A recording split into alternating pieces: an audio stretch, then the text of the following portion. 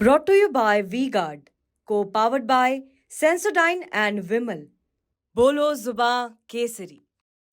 बिहार को राजनीति वाला राज्य कहा जाता है, जहां नेताओं की खान है। वो राज्य है जो देश की राजनीति तय करता है या मुल्क को ऐसे मौके देता है जिनसे राजनीति में इतिहास बनता है। इंदिरा गांधी की सरकार के खिलाफ लड़ाई लड़ना हो या फिर बेलची की घटना हो, आडवाणी की यात्रा रोकना हो या फिर मोदी का विजय रथ, बिहार ही हर बार इतिहास रचता है।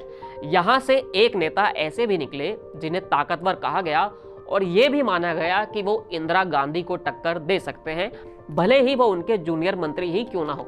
लेकिन एक हादसा ऐसा हुआ कि पूरी की पूरी कहानी ही बदल गई। हेलो नमस्ते, चुनावी किस्से में आज आपको बिहार के कद्दावर नेता ललित नारायण मिश्र से जुड़ा किस्सा सुनाते हैं।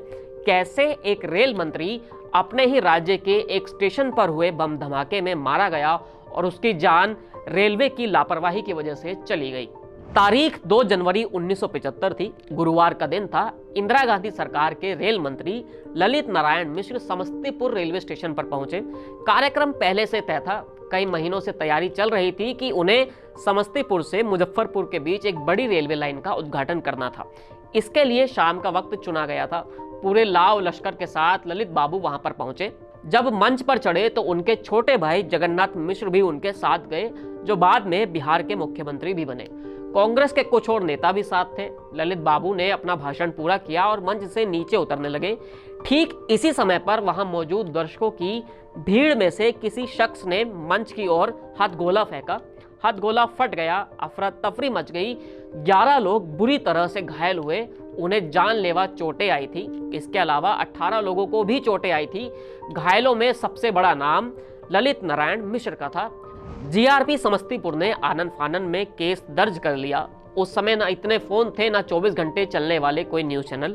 लोग रेडियो पर खबर सुनकर देश और दुनिया का हाल जाना करते थे। उस रात को जब ऑल इंडिया रेडियो पर बुलेटिन आया तो पूरे बिहार में सनसनी मच गई।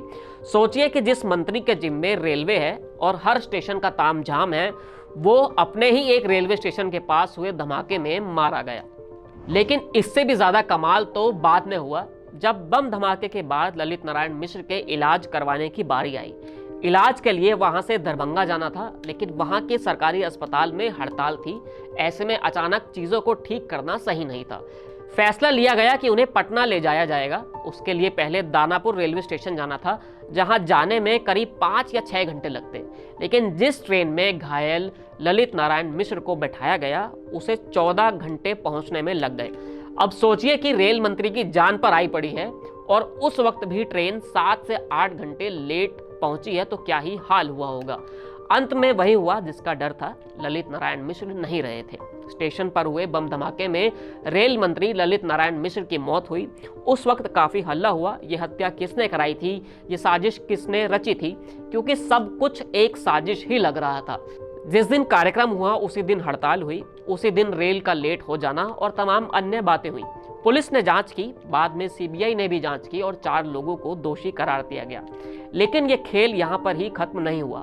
परिवार वालों ने कहा कि ये वो लोग नहीं हैं जो मौत के असली जिम्मेदार हैं। तभी ललित नारायण मिश्र की हत्या के करीब 50 साल बाद भी ये मुकदमा अदालत में चल रहा है और अदालत ने इस मामले को जांच करने की बात भी कही है। इस पूरे मामले से जुड़ा एक वाकया और भी है। इंदिरा गांधी ने अपने साथी मंत्री की हत्या पर तब ये बयान दिया था कि इसमें विदेशी साजिश हो सकती है।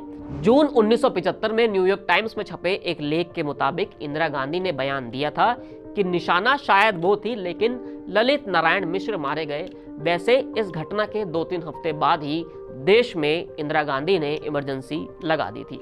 इस किस्से में इतना ही, फिर मिलेंगे एक नए किस्से के साथ। शुक्रिया।